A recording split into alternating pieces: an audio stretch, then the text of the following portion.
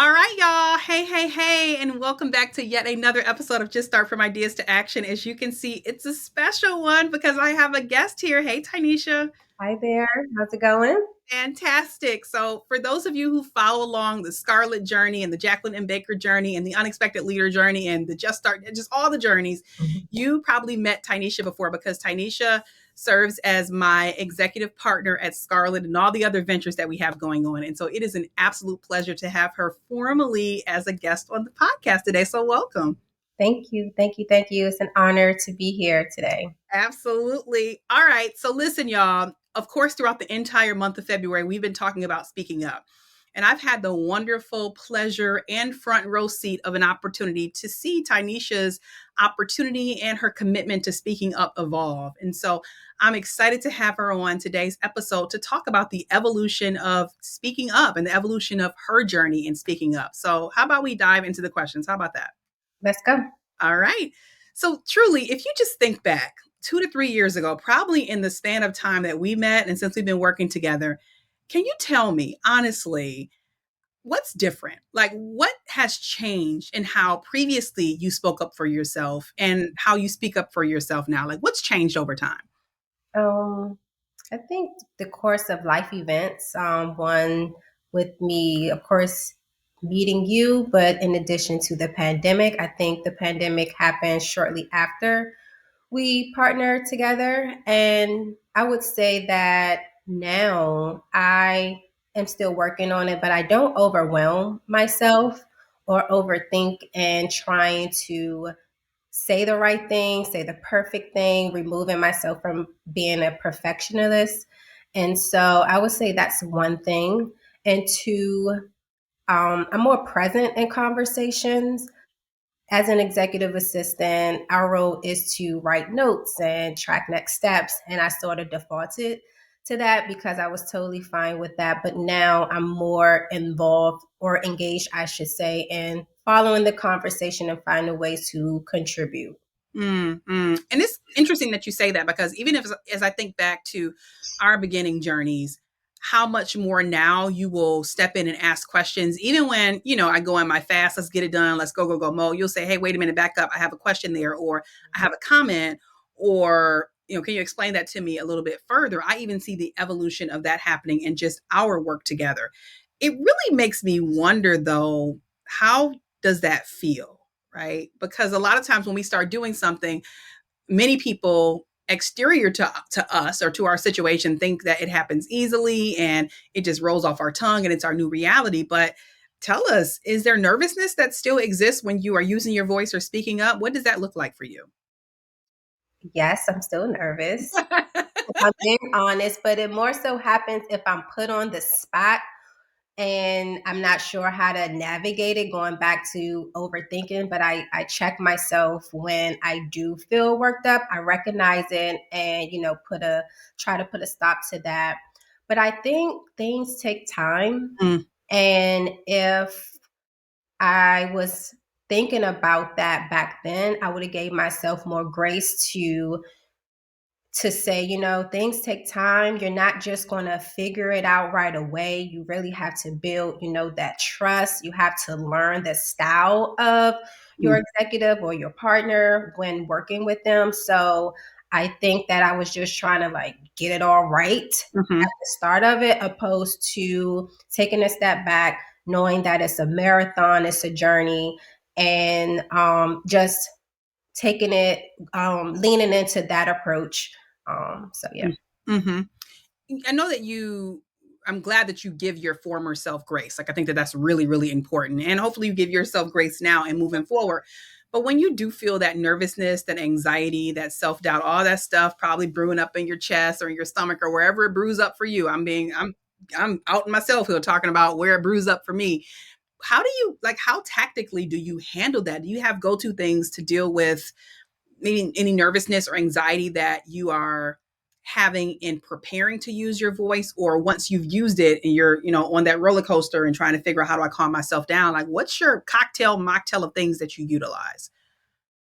Well, I have been involved in many professional development opportunities, and I will attest to them being a contribution in how I show up now in different trainings. I've even attended some of your trainings and your workshops. So I lean on, the power pose. I lean on breathing, Mm, pausing. And if I'm not sure of what you're saying or asking me, I will ask, can you clarify that? Or can you say that to me again? And that sort of slows me down. mm, And I'm able to take a step back and say, okay, this is what I think. And this is, what I'm going to go with. mm, And to add to that, I would say going back to just being present, I think that was a major shift because you can be in the room, you can be in conversations, but are you really listening? Are you present? Or am I thinking about what I'm doing tomorrow? I think mm, that really I really recognize that. And instead of just taking notes, instead of just tracking next steps, I'm writing down the questions that I want to ask. I'm writing down maybe like a map of solutions, getting it out of my head, opposed to trying to remember that and keep up with the conversation at the same time. I like that. That process of almost inserting yourself in professional and appropriate ways. And I must say, even if we think about this conversation that we're having right now in inserting yourself, how this conversation even came to be is as a result of you inserting yourself in the most positive way. Like Tyneshia and I were literally sitting down planning out the podcast episodes and guests for the quarter and a bit of the year as well. And I was thinking in my mind, okay, the month of February is all focused on speaking up and using your voice, and who are some people I can have on and what does that look like? And Tyneshia was like, hello, like I would like to raise my hand and be a guest. And Mhm. Tyneshia has been a guest on the podcast before. And so this isn't new, but truly, it honestly wasn't top of mind of me to tap her and say, hey, do you want to be a guest on here? And I think that the lesson here is sometimes you got to raise your hand and say, I want to be considered for that. And Mhm. sometimes it's as easy as that because I was literally like, oh, okay, let's roll. Like, let's do this. Let's book it.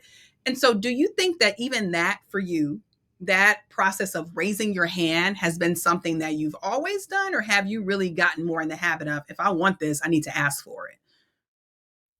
I would say recently, over the last couple of months, I have tried to put myself out there more Mm, opposed to a few years ago. I think going back to 2020, I think I had an aha moment like, mm, it's now or never to, show up, show who you truly are, show your personality, and use your voice in a way where folks will remember you and not just rely on your talents. And so I think just that pivotal moment there really pushed me out of my comfort zone and speaking up, using my voice, even if it doesn't have nothing to do with anything. I think just trial and error comes with it, and I think that I assume everybody in the room knows it all or got it together or is not nervous. And I compare myself to that instead of just focusing on me, where I'm trying to accomplish and get out of it. I appreciate that. I'm not sure if I really noted this in the beginning of our conversation today as well, that for those of you who love a good audio situation, audio it up. But for those of you who love a good video situation, Tyneshia and I are looking at each other right now. So if you head over to jacquelineandbaker.com/138, you can actually take a look at the video that we recorded because we're actually looking at each other as opposed to just an audio opportunity. I have really one other key question for you, because when I say sometimes the two nerve wrenching, gut wrenching words, speak Mhm. up, that can mean a lot of different things to a lot of different people. For you, when you hear the term speak up, right, or you hear the phrase even use your voice, what does that mean for you? Like, how does that resonate or connect with you? Now, I would say that it means advocacy, become an advocate for myself first and foremost, like getting my perspective out there, my thought and my opinion, but also be an advocate for my team or for the business, family, friends, whatever the case may be. But now I would say using my voice means to be an advocate for what I believe in, even if it's the smallest thing, opposed to before I would think using your voice like put me on a spot or just trying to catch me in a funk or whatever it may be. But I would say now that I can lean on to looking at it as being an advocate for myself. I really, really appreciate that because you're right. Some people, when they hear use your voice or speak up, they might picture bright lights and shiny stage and all the things that Mhm. that may not have anything to do with advocating for yourself or just making sure that your voice is heard. I'm always excited to connect with you. Of course, we have regular meetings, we're brainstorming a lot, we're working together, and we do have some opportunities to talk about what's next for you and what's on the list.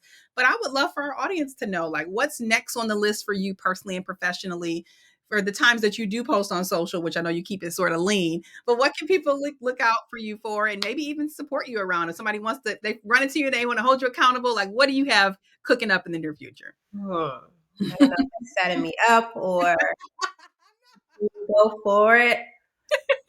But honestly, I've been thinking about going back to school, which is a shocker, Mhm. or taking some courses or trainings on business Mhm. management or administrations because I'm in the room with CEOs, COOs, and essentially what they do is run the operations of a business, the many different functions within a business. And now that I have launched the Sweet Assist, I want to have a team. I don't want it to take it all on by myself, but in doing that, I really need to know what it means to successfully run a business, have staff, have a team, have contractors, whatever that might be. So I would say that may be in the works. And what to look out for is to put myself out there more, show my personality instead of being in my shell. Because I think as an executive assistant, I have defaulted to the behind the scenes and in the background. But now that I am around leaders who want me to add value, who want me to speak up, I want to lean in to that more. I appreciate that for you. And it wasn't a setup. I mean, even though I'm going to bring it up again and ask you, like, what you doing? What's going on with it? And audience, you can do the same thing. When you see Tyneshia in the streets, ask her what's going on with her goals. But listen, as always, it is a pleasure to chat with you and to chat through all the things that you have going on. Of course, the important role that you play within our ecosystem and our businesses, but it's also wonderful to hear about what you have coming up next and find ways for people to support you and for you to support the community. So I want to thank you for joining us for yet another episode from Just Start From Ideas to Action. Any closing parting words, Tyneshia? Yes, I would like to share my socials, the Sweet Assist, as SUITE, and it's a metaphor for the sweet assist, like it's a Mm-hmm. sweet spot. But also check out my website at thesweetassist.com. You can learn more about who I am and what the organization does in supporting not only business professionals, but also administrative assistants, getting you acclimated to, how you can tap into the space, into the field. Fantastic. Well, thank you for joining us. Audience, thank you for joining us for yet another episode of Just Start From Ideas to Action. Don't be a stranger. If you want to connect with us on social, we're over at Magical Jacks on Instagram. And if you ever have topics that you want us to cover, just shoot me an email at info@jacquelinembaker.com. I hope that wherever you're at in the world, you're giving yourself permission to truly start the things that you want to do. I hope that you're safe, healthy, and well. And I'll see you again soon. Ciao, everybody. Bye. Bye.